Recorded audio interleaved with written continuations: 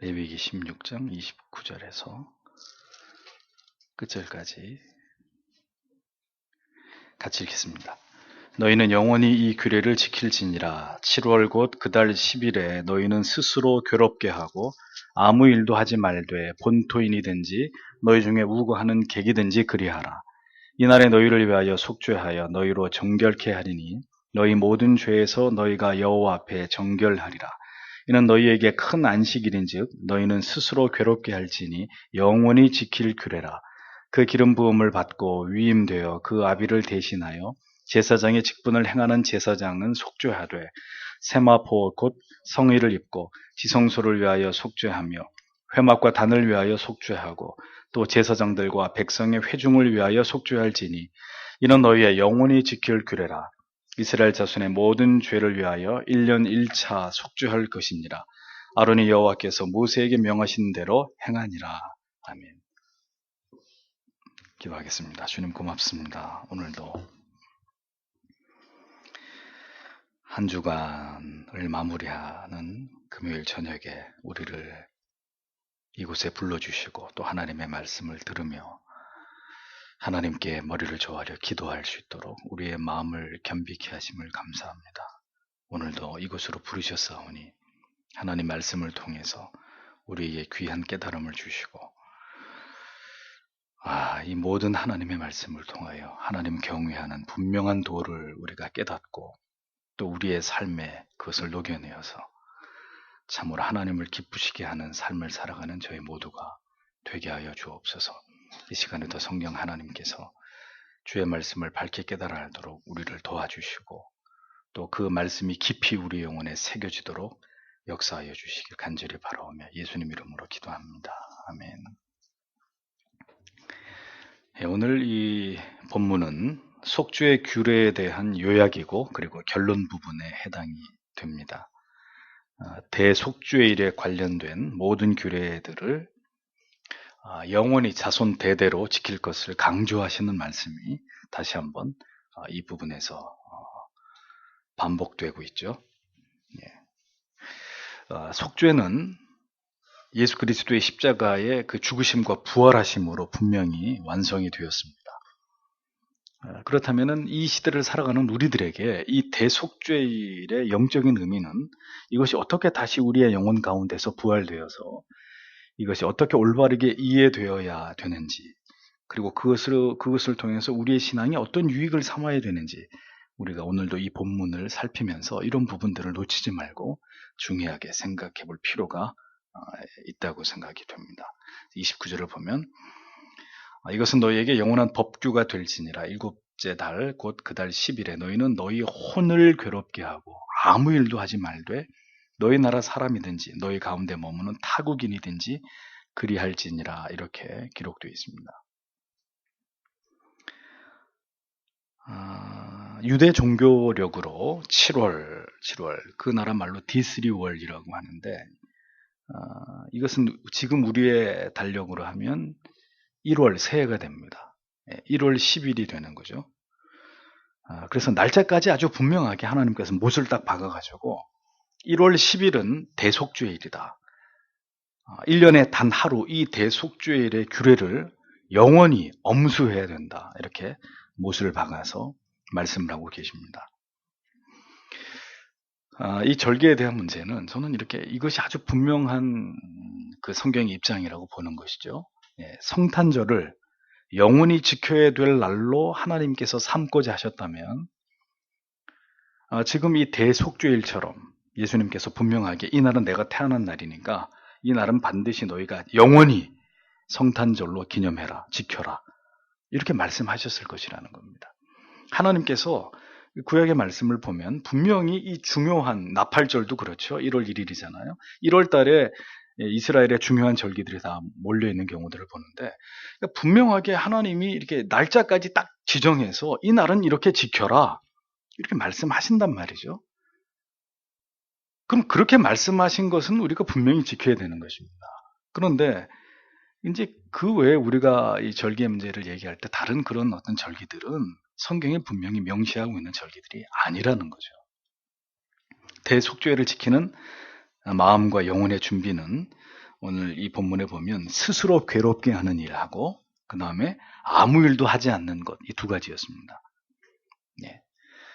스스로 괴롭게 하다라는 말을 흠정역에서는 어떻게 번역을 했죠? 혼을 괴롭게 하다, 이렇게 번역이 됐습니다.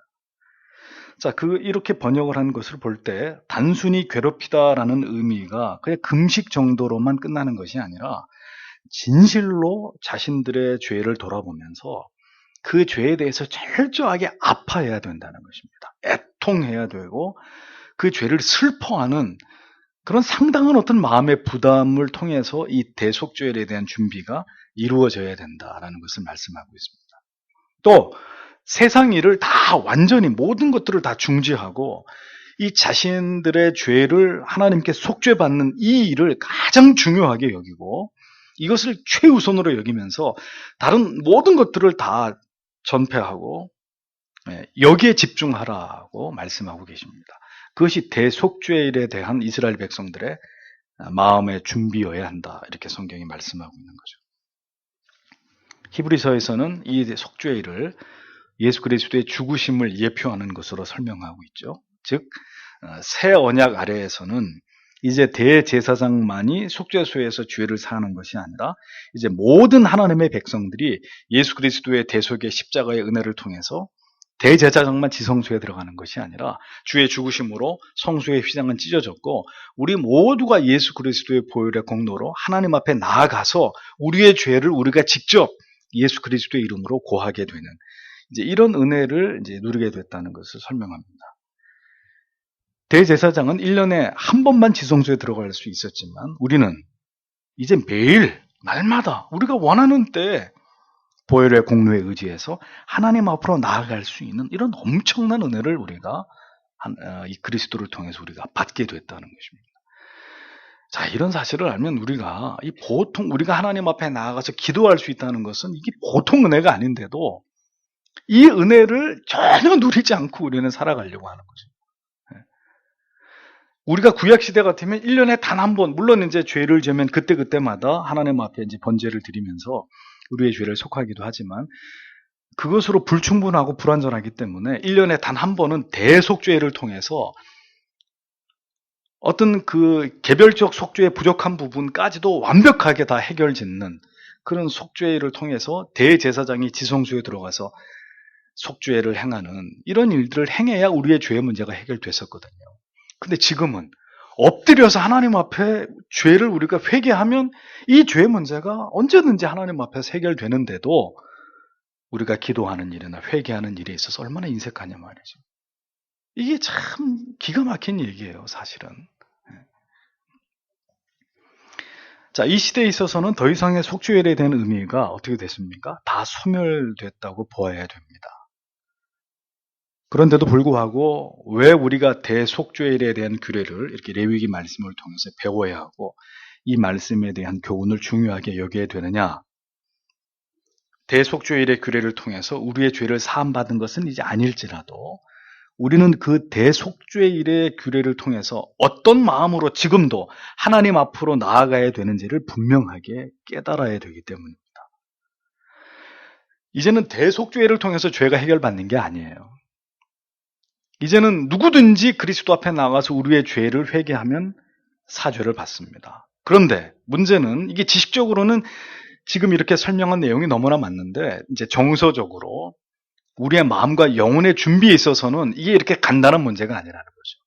속죄일의 규례는 폐지됐어도 만약 우리 안에 오늘도 하나님 앞에 나아가 우리의 죄의 문제를 회개하는 그 영혼 속에 이 대속죄일에 준한 이런 정신과 마음과 태도가 결여되어 있다면 그의 회개는 하나님 앞에 하나님이 받으시는 회개가 될 수 없다는 것입니다.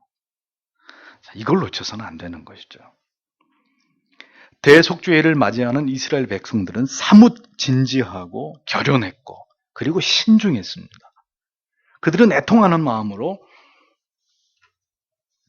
자신들을 돌아보아서 금식을 하고 그리고 금욕을 하면서 아주 신중하게 자기들의 죄의 문제를 깊이 생각하면서 하나님께서 사죄의 은혜를 베풀어 주시기를 간절히 소망하면서 지성소 안에서 행해지는 대제사장의 속죄를 의식하면서 대제사장이 그 모든 속죄 행위가 끝날 때까지 가슴을 졸이면서 그 대속죄일의 규례를 엄수했어야만 했습니다. 그 대속죄일에 자신들의 죄가 사함받는 이 중대한 문제로 인해서 세상의 모든 일들을 다 스톱하고 뒤로 하고 중단한 채로 그 일에만 그날은 집중했던 것을 볼 수 있습니다. 그렇다면 우리 또한 우리의 죄를 사하시는 하나님께 나아가서 우리의 죄를 구하고 속죄를 받고 하나님의 말씀을 통해서 주시는 은혜를 사모함에 있어서 우리의 그 예배의 정신이 속죄일의 그것에 못지 않아야 된다라는 것을 구약의 이 레위기의 말씀은 우리에게 이것을 교훈하고 있는 것입니다. 자신의 혼을 괴롭히고 자신의 혼을 괴롭게 하는 차원에서의 금식과 그리고 모든 일들을 중단했던 그런 조치는 시대를 뛰어넘어서 속죄를 지키는 것이 아닌 지금 이 시대, 신약 이후에 지금 이 시대 우리에게까지 그 정신은 그대로 적용되어야 될 참된 예배에 합당한 마음과 정서라는 것을 잊어서는 안 된다는 거죠. 우리의 예배가 구약의 제사나 어떤 속죄일의 규례에 구체적으로 어떤 그 내용에 우리가 근거해야 될 이유는 결코 없지만 그렇다더라도 지금의 이 시대처럼 예배의 정신이 이렇게 인본주의적이고 자유분방하고 가볍기 이를 데 없고 아무런 준비 없이 형식적으로 드려지는 이런 일은 도저히 하나님 앞에서 용납될 수 있는 일이 아니라는 것입니다. 우리의 예배에 과연 이 구약의 대속죄일에 느껴졌던 그 엄위함이나 그 진지함이나 자기의 혼을 괴롭게까지 하는 이런 죄로부터 돌이키고자 하는 겸비함이 우리의 예배의 정신 가운데 과연 깃들여 있는 것인가? 이런 것들을 우리는 깊이 생각해 봐야 되는 것입니다. 예배에 지각을 하고 아무 준비 없이 성찬식에 참여하고 예배 가운데 뭐 늘 다른 생각으로 그렇게 상념에 잠겨 있고 이런 예배는 절대로 하나님이 받으시는 예배가 될 수 없을 뿐더러 그 사람은 예배 가운데서 계속해서 중대한 죄를 범하는 것이라고 강조하고 또 강조하지 않을 수 없는 이유가 여기에 있는 것입니다. 우리의 드리는 예배에 있어서 이와 같은 정서와 마음이 중요하지 않을 것 같다면 이 레위기의 말씀은 찢어가지고 버려야 돼요. 이 말씀은 성경을 인정하지 않고 지금은 이런 말씀은 우리한테 아무 의미가 없는 말씀입니다 하고 이 말씀을 부정해야 되는 거예요. 그래서 제가 아는 어떤 목사님은 목회하면서 구약은 설교 안 하세요. 저는 그 좀 이단에 가까운 분이라고 생각해요. 그 좀 큰일이죠. 구약은 설교할 필요가 없다 이렇게 간주하고 구약은 설교 안 하시는 그런 분도 계세요. 참 큰일 날 일입니다. 대속죄일의 규례를 지켜야 되는 대상은 유대인이든지 잠시 머무는 객으로 이방인이든지 상관없이 모두가 지켜야 될 규범이었다라는 것을 볼 수 있습니다. 이스라엘로 귀화한 이방인이나 종들에게까지도 모두 이 속죄의 규례 안에 다 포함을 시켰다는 것은 이 속죄일의 은총이 모든 사람에게 유대인이나 이방인이나 차별 없이 임하였다는 것을 의미하는 것이죠. 그러니까 이미 구약 시대에서부터도 하나님께서는 그 속죄의 은총의 대상자 가운데 유대인과 이방인을 전혀 차별하지 않으시고 동등하게 대하셨다는 사실을 알 수 있습니다. 출애굽할 때 이스라엘 백성들만 애굽에서 나왔어요? 아닙니다. 이방인들도 같이 따라 나왔어요. 근데 하나님이 어떻게 하라고 했어요? 다 한 회 받아서 이 규례를 지키면서 내 백성으로 하나님이 삼겠다고 말씀하셨잖아요. 그러니까 뭘 잘 모르면 자꾸 우기는 거예요. 유대인들만 선민이고 우리는 아니라고.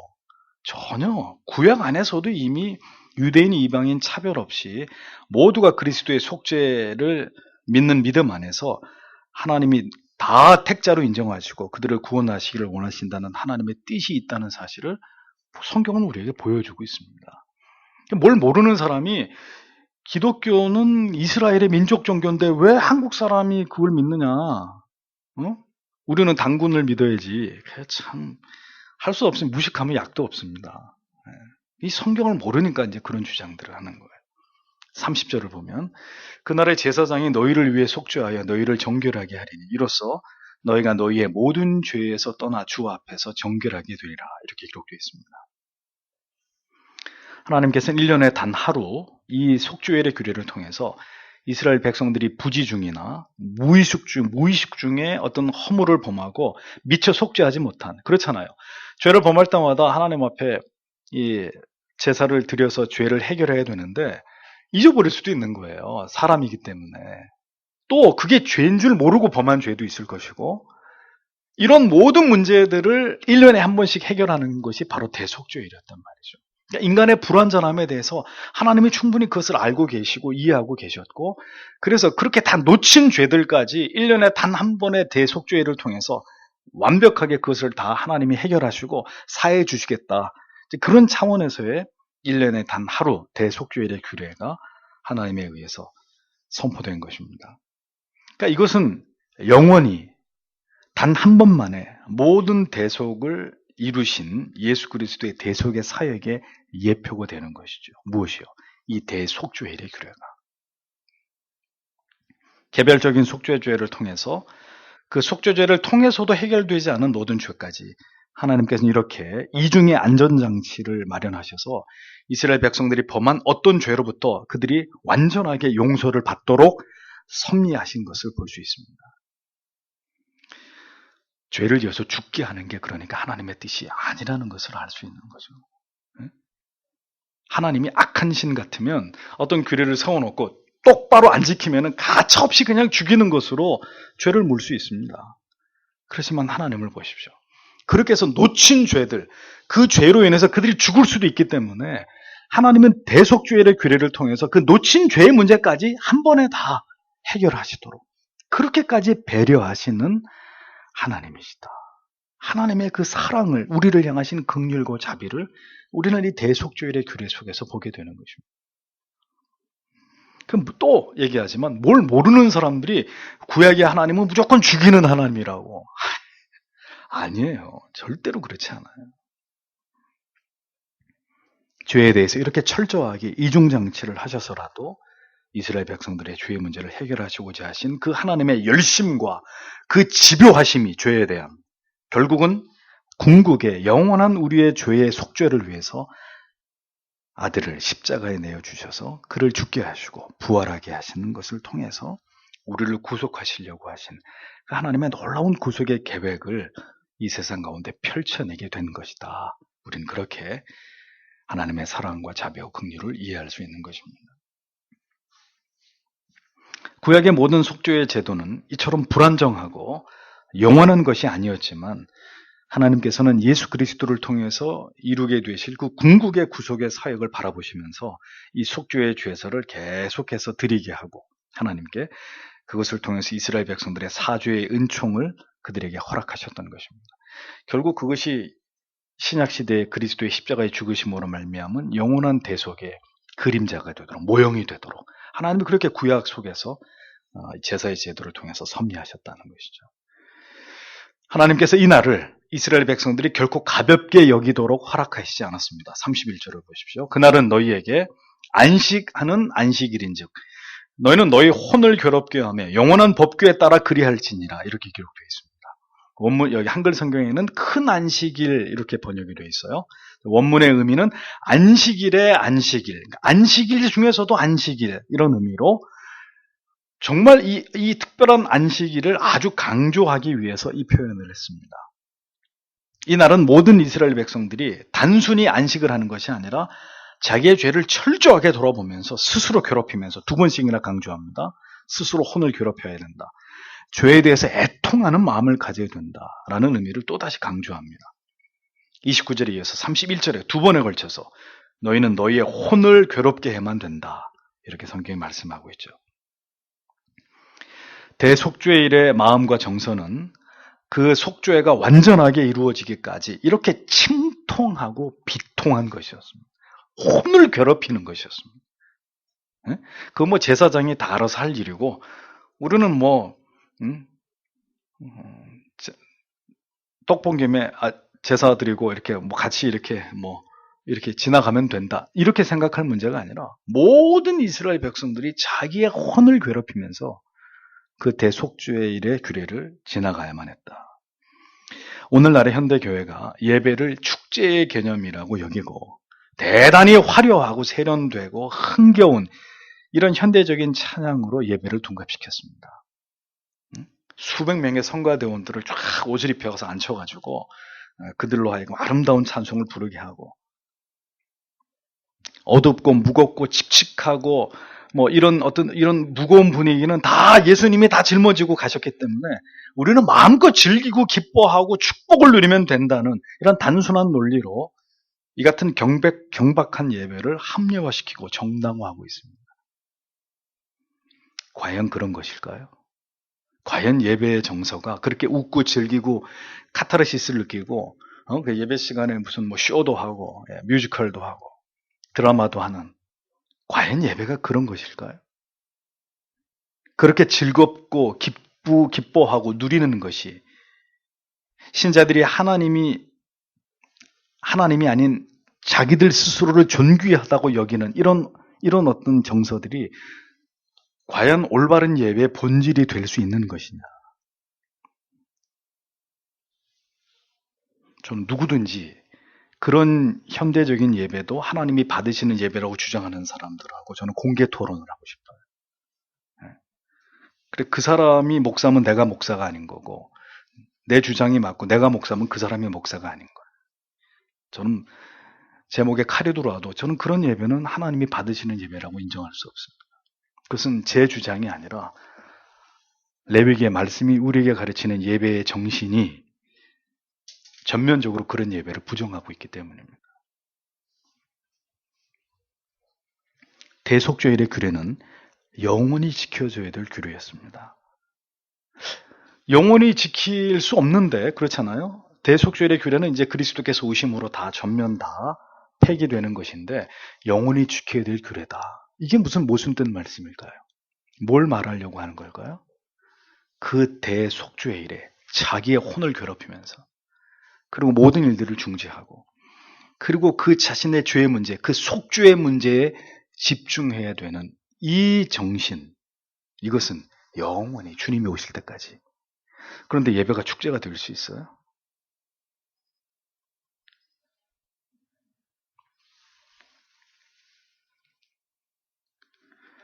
사람들은 좋은 공연을 보고 오는 것처럼 그렇게 세련된 대형 교회의 문전성시를 이루면서 그 예배를 보고 쏟아져 나옵니다.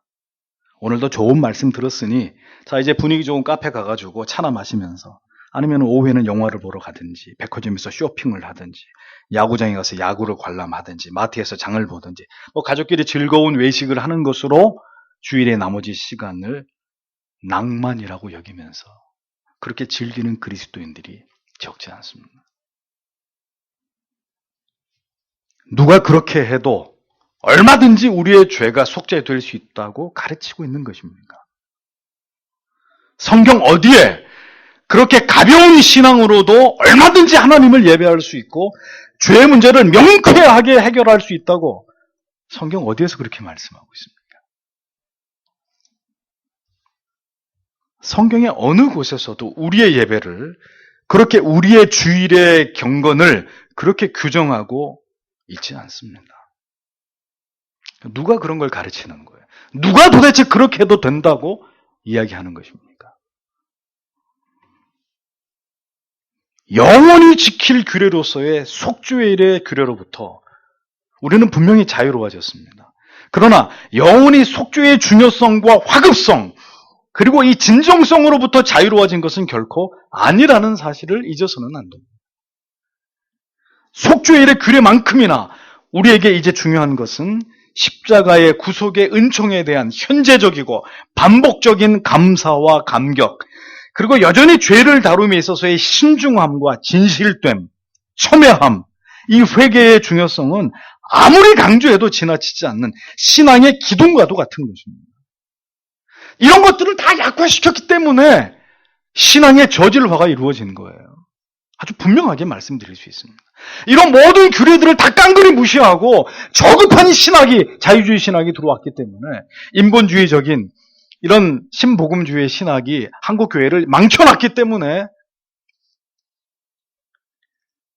이러한 율법을 지키려고 하는, 율법을 하나님을 신앙하는 올바른 도로 여기는 이런 철저한 청교도적이고 근본주의적인 이런 신앙의 모습들이 교회 안에서 빠르게 소멸되고 있는 것입니다.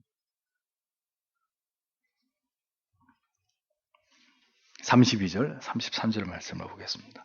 기름 부음을 받고 거룩히 구분되어 자기 아버지를 대신해서 제사장의 직무로 섬길 제사장은 속죄를 하되 세마포 옷 곧 거룩한 의복을 입고 거룩한 성소를 위하여 속죄하며 회중의 성막과 제단을 위하여 속죄하고 또 제사장들과 회중의 온 백성을 위하여 속죄할지니라.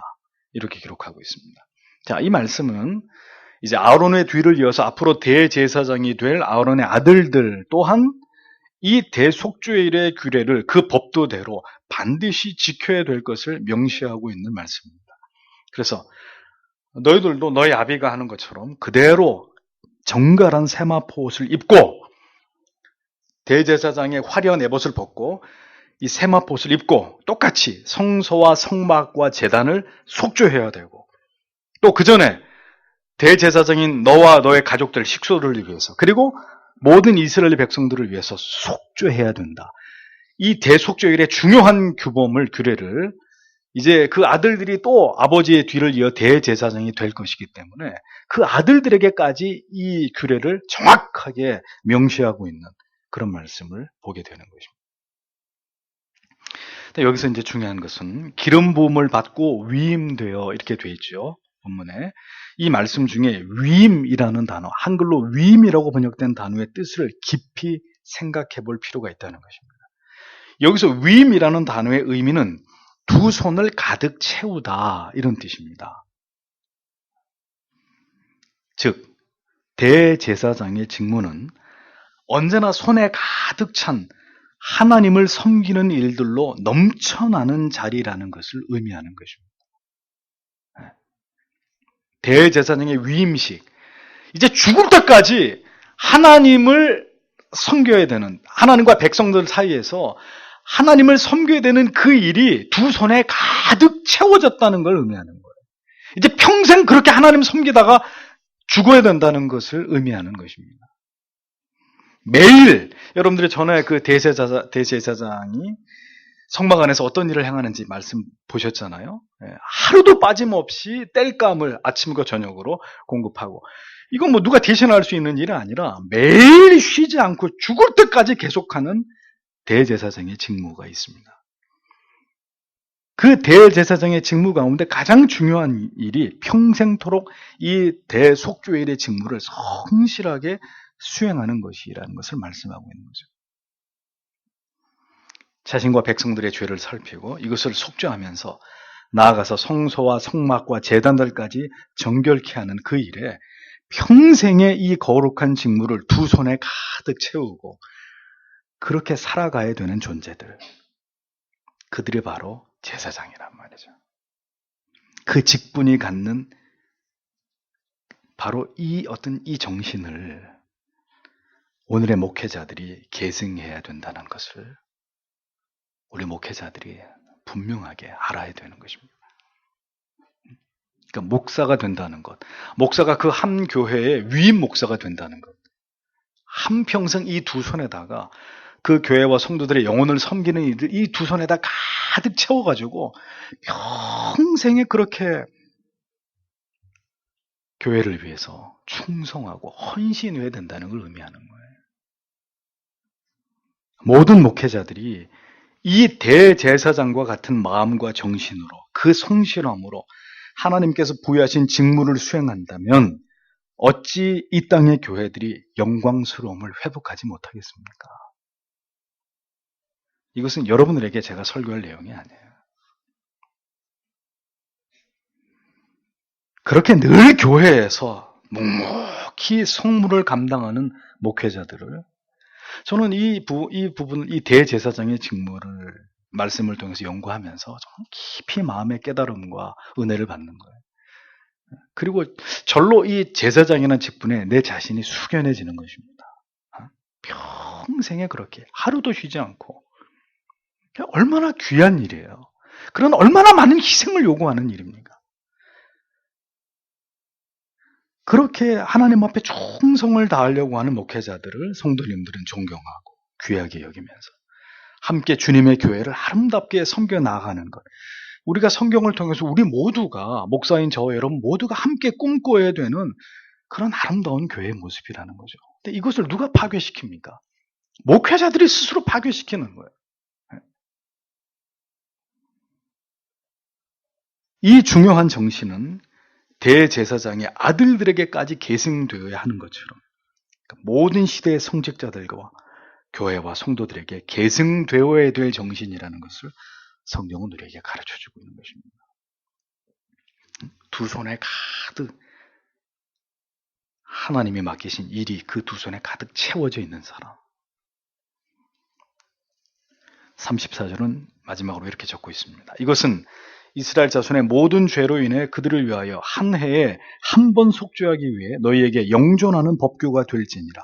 아론이 주께서 모세에게 명령하신 대로 행하니라. 이렇게 기록되어 있습니다. 한 해에 한 번, 매해마다 이 대속죄율의 규례를 반드시 지킬 것을 명하셨다. 자, 이것은 뭘 의미할까요? 이 규례의 불완전성을 의미하는 것입니다. 1년에 한 번씩 해야 된다는 거죠. 그러니까 그리스도가 오시기 이전까지의 인간의 속죄의 행위는 이렇게 불안정하고 계속 반복되어야만 되는 그런 특성을 가지고 있다는 것을 보여주시는 것입니다. 그렇기 때문에 구약의 모든 속죄의 규례는 신약시대 그리스도를 통한 궁극의 영원한 속죄의 그림자요 모형이 될 수밖에 없다. 반복해서 설명을 드립니다. 영원한 속죄는 오직 예수 그리스도를 통해서이고 그의 피를 통해서일 뿐이다. 구약은 그렇게 그리스도를 대망하게 만드는 것입니다. 이 불완전성들을 설명하면서 그러니 그가 올 때까지는 기다려야 된다. 그래서 그리스도를, 신약에 오실 예수 그리스도를 바라고 고대하게 만드는 그런 어떤 구조를 보여주는 것이죠.